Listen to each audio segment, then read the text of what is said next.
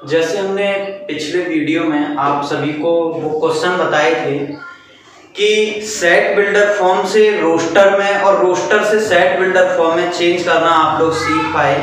अब इसी चीज को हम आगे बढ़ाते हुए देखेंगे कि किस प्रकार से टाइप ऑफ सेट्स पर बेस्ड क्वेश्चन आते हैं पेपर में, तो उन क्वेश्चंस के लिए कौन सी थ्योरी हमें पता होना चाहिए, किस प्रकार से हम उन क्वेश्चंस को कर सकते हैं। लेकिन टाइप ऑफ सेट्स को पढ़ने से पहले आप लोग प्रीवियस वीडियो जरूर देखें, क्योंकि उसमें आप लोगों को जो विधियां हैं, जो मेथड्स मैंने बताए हैं कि ये सेट बिल्डर फॉर्म है, ये रोस्टर फॉर्म है, इन सारे फॉर्म्स को क्लियर अच्छी तरह से लिखना सीख जाओगे।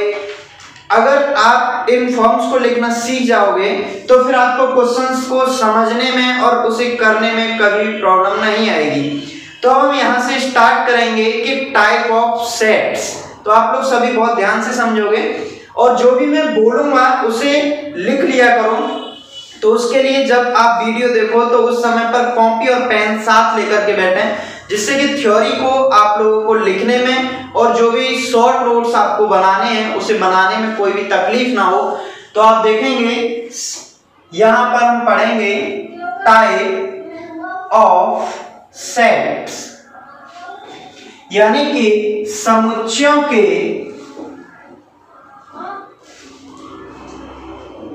प्रकार। अब हम यहां पर देख रहे हैं कि जो सेट्स हैं उनके कैसे टाइप होंगे। तो आप जानते हो कोई भी चीज बिल्कुल जीरो से स्टार्ट होती है, ऐसे ही हम यहां पर देखेंगे कि ये समुच्चयों के जो प्रकार हैं वो भी शून्य यानी कि बिल्कुल रिक्त से स्टार्ट होंगे। तो पहला हम सेट लेंगे रिक्त समुच्चय।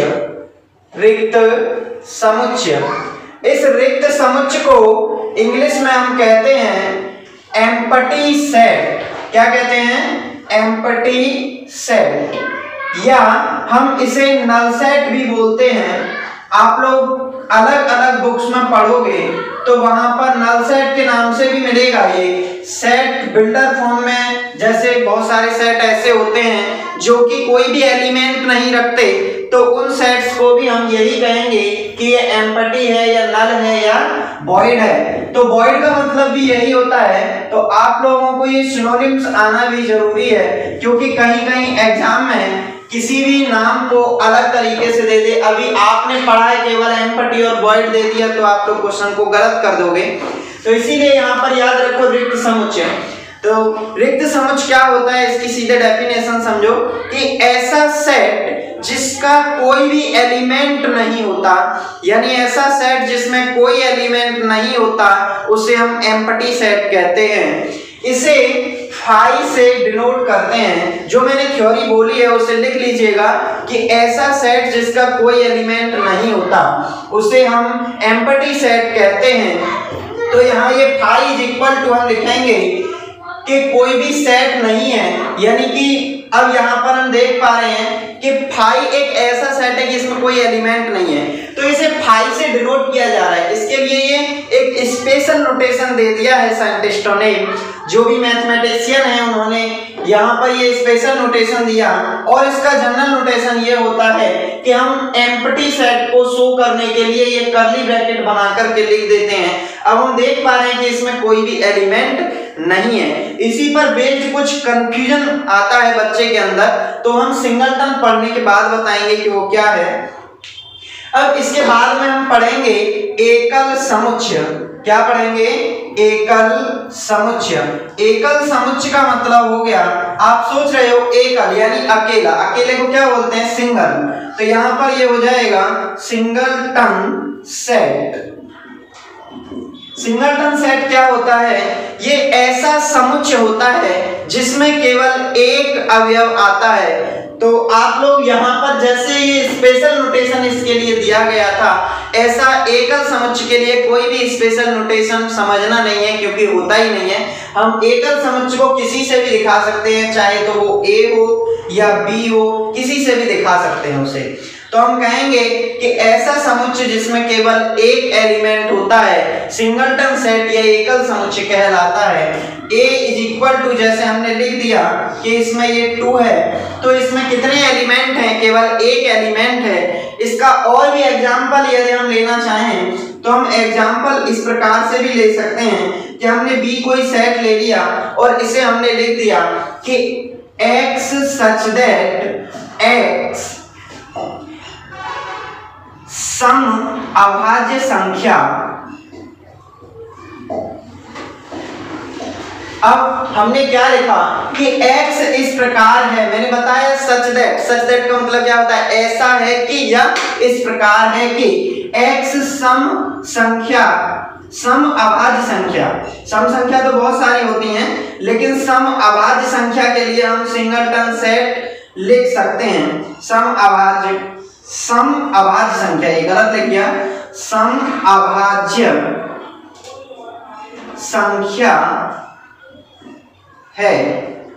तो यहां पर देखो इस सेट का जो इकलौता एलिमेंट होगा यानी कि एक ही अवयव होगा वो क्या होगा 2, क्योंकि आप सभी जानते हो कि अभाज्य संख्याएं कौन सी होती हैं 2, 3, 5, 7, 11 ऐसे ही चलती जाती हैं। तो उसमें केवल एक ही नंबर ऐसा होता है जो इवन है और प्राइम भी है, लेकिन बाकी की सभी संख्याओं पर हमें विचार करना है, क्योंकि अगर ये कह देता कि केवल अभाज्य संख्या, तो अभाज्य संख्या में तो ऑड भी आ जाती हैं तो वो एकल नहीं होता। यहाँ एकल के लिए सम की विशेष बात है।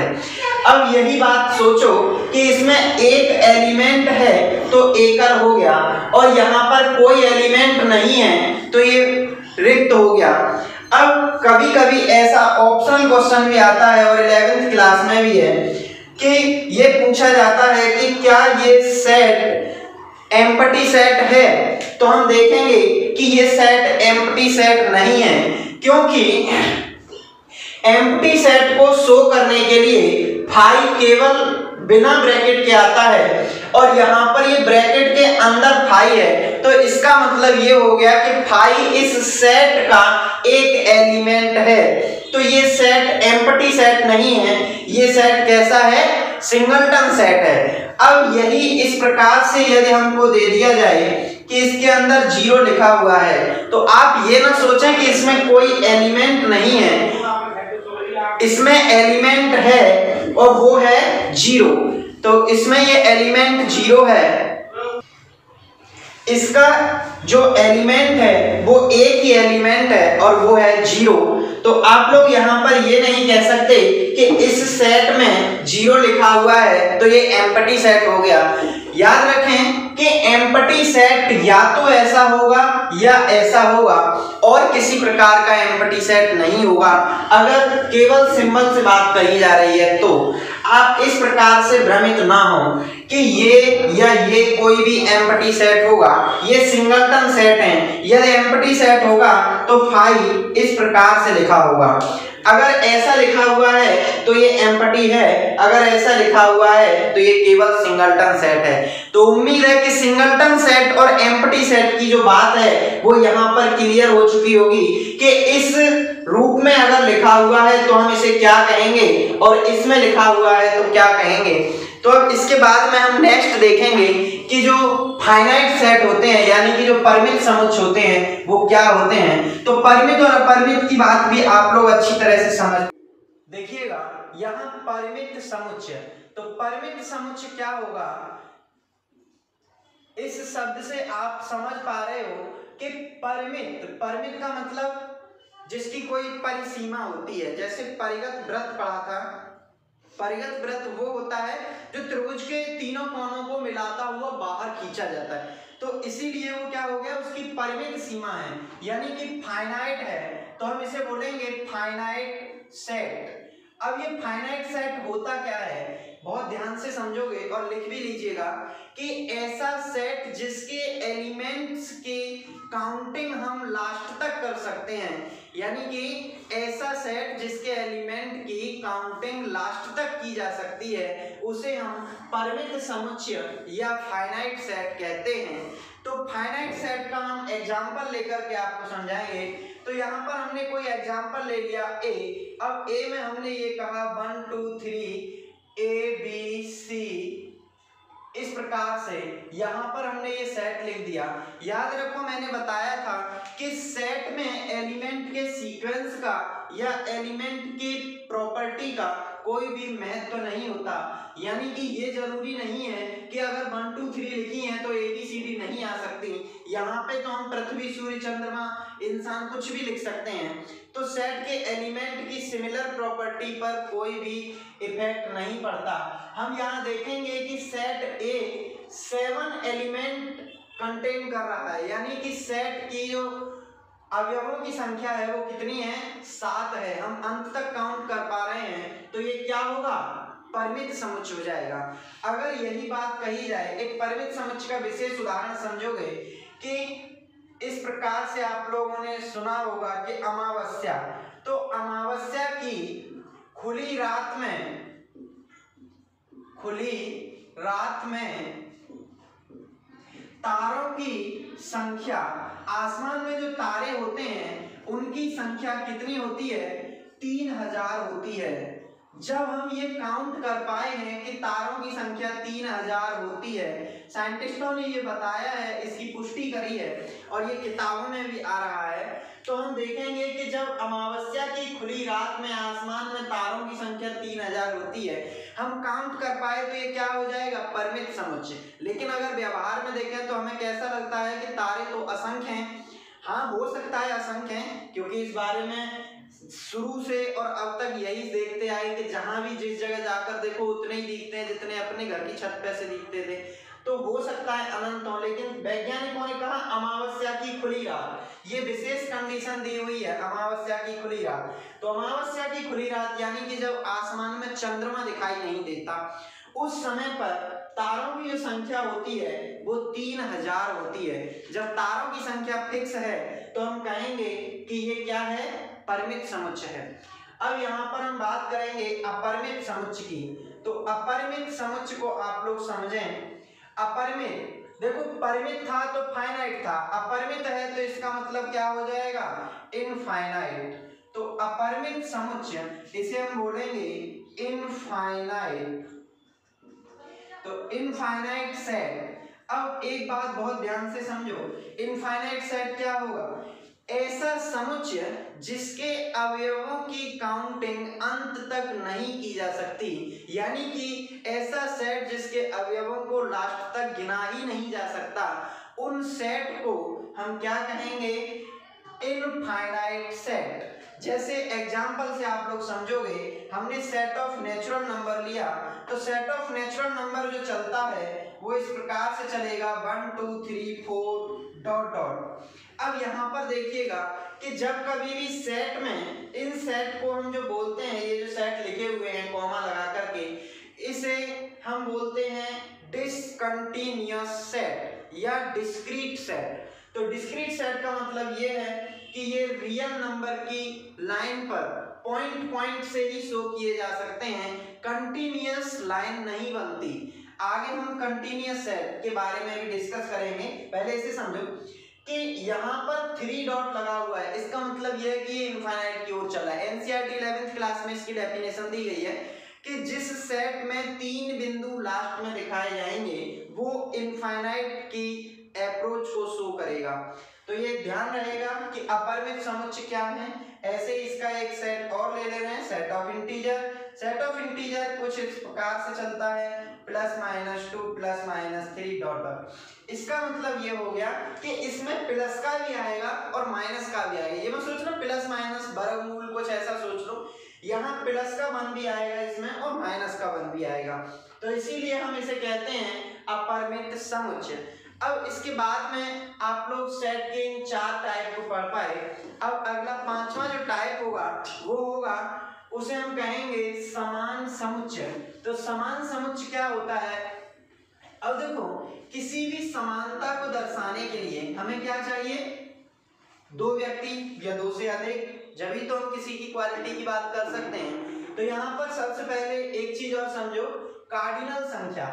कार्डिनल संख्या, तो कार्डिनल संख्या, क्योंकि इस परिभाषा में इसका उपयोग होगा, कार्डिनल संख्या ये क्या होती है, इसे इंग्लिश में भी कार्डिनल नंबर ही बोलते हैं।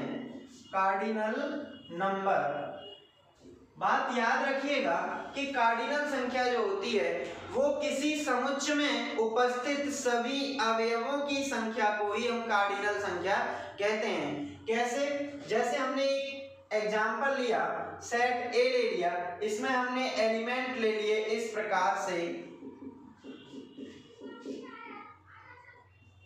अब यहाँ पर देखिएगा एलिमेंट कुछ भी हो सकते हैं, मैं कई बार बता चुका हूं पिछले वीडियो में और इसमें भी कहा कि अब देखो यहाँ पर एलिमेंट कितने हैं, 1 2 3 4 5 6 7 8 9।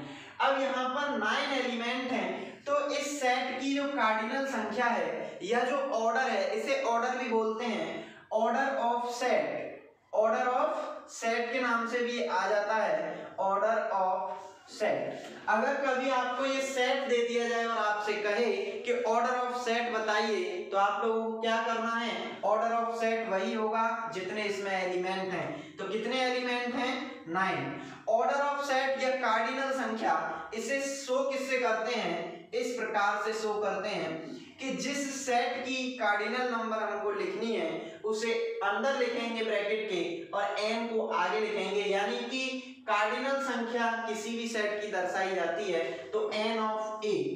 तो ये बात ध्यान रखेंगे कि किसी समुच्चय में जो भी अवयव होते हैं उन संख्याओं को ही हम क्या कहते हैं, कार्डिनल संख्या।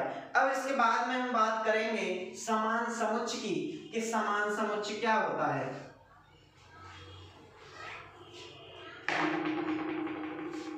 समान समुच्चय, अब यहां पर देखो ये समान समुच्चय है, तो समानता के लिए क्या किसी व्यक्ति का अकेले होने पर भी आप ये बता सकते हो कि ये समान है, नहीं बता सकते। तो समानता के लिए 2 या 2 से अधिक होना बहुत जरूरी है, इसे इक्वल सेट बोलते हैं, इक्वल सेट्स। अब देखो यहाँ सेट्स लिखा है हमने, तो इसी बात से आप लोग समझ पा रहे होंगे कि ये 2 या 2 से अधिक की बात हो रही है। तो हम कहेंगे ऐसे 2 सेट जिनकी कार्डिनल संख्या भी सेम हो और उनके अंदर जो एलिमेंट हैं उनकी प्रॉपर्टी यानी कि उनकी जो वैल्यू है वो भी सेम हो, तो हम क्या कहेंगे, जैसे हमने सेट ले लिया ए के अंदर हमने एलिमेंट ले लिए 1 2 3 4 इस टाइप से, और कोई सेट हमने ले लिया बी में एलिमेंट हमने ले लिए 4 3 1 2। मैंने बताया था ऑर्डर का कोई महत्व तो नहीं है, तो हम आगे पीछे लिख सकते हैं। अब आप देख सकते हो कि एन ए कितना है, एन ए 4 है, एन बी कितना है, 4 है। जब इसकी कार्डिनल संख्या और इसकी कार्डिनल संख्या सेम है, इसके बावजूद इसमें जो एलिमेंट है वही सेम एलिमेंट इसमें है। जब एलिमेंट सेम है दोनों में, तो अब हम क्या कहेंगे, अभी वापस रिवाइज करो जो बोला था कि समान समुच्चय के लिए एलिमेंट की वैल्यू सेम, कार्डिनल संख्या सेम, तो हम कहेंगे कि दोनों सेट समान होंगे। तो बात क्लियर हो गई। एक एग्जांपल और ले रहे हैं, ये एग्जांपल 1। एग्जांपल 2, जैसे सेट हमको ये दिया हुआ है ए, अब ए सेट में हमने ये लिख लिया कि 1 2 3 4 5। अब यहां पर हमसे बी में कहा गया, क्या कहा बी में, बी में ये कह रहा है कि x such that x एक प्राकृतिक संख्या है। कैसी है, प्राकृतिक संख्या, जो कि 5 से कम या बराबर है। इस प्रकार से भी लिखकर दे सकता है, 5 से कम या बराबर है। तो देखो 5 तक की सभी प्राकृतिक संख्याएं आ जाएंगी। या इसे अगर और दूसरी लैंग्वेज में लिखे, लैंग्वेज तो सेट बिल्डर फॉर्म की ही होगी, बस लिखने का जो मेथड है वो चेंज होगा। इसे ऐसे भी लिख सकते हैं x such that x। अब यहाँ हम ऐसा ना लिख करके ये लिख दे रहे हैं x equal to n, n के बराबर है x, और n क्या है, n इसमें कैपिटल N में बिलोंग कर रहा है। कैपिटल N क्या होता है, पिछले क्वेश्चन में भी हमने एग्जांपल लिया था, नेचुरल नंबर। कैपिटल एन में बिलोंग कर रहा है, तथा जब कैपिटल एन में बिलोंग कर रहा है तो क्या कैपिटल एन 5 तक ही शो करेगा? नहीं, वो ज्यादा भी हो सकता है। अब यहाँ एन को बाउंड करेंगे, एन क्या होगा? लेस देन और इक्वल 5 होगा। तो ये बात हमें ध्यान रखनी है कि इसे ऐसे भी लिख सकते हैं। तो ये दोनों ही एग्जाम्पल हम देख पा रहे हैं कि एग्जाम्पल फर्स्ट में स्पष्ट दिखाई दे रहा था, यहाँ पर कंपेयर हो रहा है। तो जब कंपेयर करेंगे तो हम देखेंगे कि समान समुच्चय कैसा है, इस प्रकार से है। यहाँ भी 5 तक है, यहाँ भी 5 तक है। स्पष्ट हो गया? ठीक है। तो जब अच्छी तरह से समझ पा रहे हो तो कमेंट में जरूर लिख करके बताएं। इसके बाद हम पढ़ेंगे नेक्स्ट, जिसे हम कहेंगे समतुल्य समुच्चय। समतुल्य समुच्चय क्या होता है, इस चीज पर विचार कीजिएगा।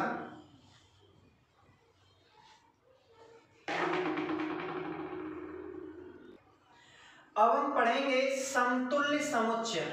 तो देखो, जब अभी हमने पढ़ा था समान समुच्चय, समान और समतुल्य में क्या डिफरेंस होता है, इस चीज को आप लोगों को समझना है, क्योंकि इस पर बेस्ड भी क्वेश्चन पूछा जाता है कि इक्वल और इक्विवेलेंट, इसे बोलते हैं इंग्लिश में इक्विवेलेंट सेट्स। अब देखो, इक्विवेलेंट सेट्स क्या होते हैं, बहुत ध्यान से समझने का प्रयास करिएगा कि अभी हमने जब समान पढ़ा था तो समान की बात क्या थी? कार्डिनल संख्या भी सेम और उसके एलिमेंट की वैल्यू भी सेम। अब हम यहाँ पर पढ़ेंगे समतुल्य। तो समतुल्य में क्या होगा कि वैल्यू सेम हो या ना हो इसका कोई फर्क नहीं पड़ेगा, लेकिन कार्डिनल संख्या सेम होनी चाहिए। इस बात पर ध्यान दोगे। हम कहेंगे कि दो ऐसे सेट जिनकी कार्डिनल संख्या समान है परंतु वैल्यू समान होना जरूरी नहीं है, समतुल्य समुच्चय कहलाते हैं। जैसे तो यहाँ पर अब हम इस प्रकार से इसे एक एग्जाम्पल से भी समझ सकते हैं। एग्जाम्पल हम ले रहे हैं कि एक सेट हमने ये ले लिया जिसमें हमने लिख दिया A B C D E। अब हमने 5 एलिमेंट इसमें ले लिए और दूसरा एक सेट ले लिया B। सेट B में हम क्या ले रहे हैं? हमने ले लिया यहाँ पर 1 2 3 4 5। तो इन दोनों सेट्स को देखिए, यहाँ पर भी 5 एलिमेंट है, यहाँ पर भी 5 एलिमेंट है। यहाँ इसकी कार्डिनल नंबर 5 होगी और इसकी भी कार्डिनल नंबर 5 होगी। अब दोनों की कार्डिनल नंबर तो सेम है, लेकिन हम देख पा रहे हैं कि इसके एलिमेंट और इसके एलिमेंट दोनों की वैल्यू सेम नहीं है। तो हम क्या कहेंगे कि ये दोनों सेट इक्विवेलेंट हैं। कैसे हैं? इक्विवेलेंट, यानी कि समतुल्य समुच्चय हैं। अब इक्विवेलेंट सेट्स तो हैं। अब आप इन दोनों सेट से एक बात क्लियर से समझ पा रहे होंगे कि इक्विवेलेंट के लिए क्या चाहिए? कार्डिनल नंबर सेम चाहिए, वैल्यू सेम हो या ना हो। लेकिन इक्वल के लिए वैल्यू भी सेम चाहिए।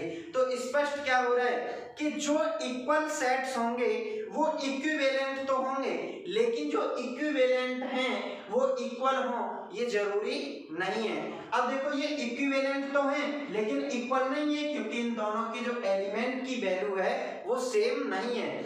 और पिछले जो क्वेश्चन हमने लिया था एक समान समुच्चय का, तो समान समुच्चय वाले में आप लोगों ने देखा कि वहां वैल्यू भी सेम थी, कार्डिनल भी सेम थी। तो वो सेट जो थे वो समतुल्य का भी एग्जाम्पल हो जाएंगे, लेकिन समतुल्य वाला जो एग्जाम्पल है ये जरूरी नहीं है कि वो समान समुच्चय का भी एग्जाम्पल होगा। तो यहाँ पर हमने इस टॉपिक से रिलेटेड 5 प्रकार पढ़े हैं और 5 प्रकार के एग्जाम्पल भी लिए हैं। उम्मीद है आप लोग इससे सेटिस्फाई हो चुके होंगे। और इससे आगे के जो टाइप्स हैं वो मैं नेक्स्ट पार्ट में पढ़ाऊंगा, तो आप लोग नेक्स्ट पार्ट के लिए वेट करें। जब तक के लिए इसी वीडियो का रिवीजन करके अच्छे से समझ के आएं। धन्यवाद।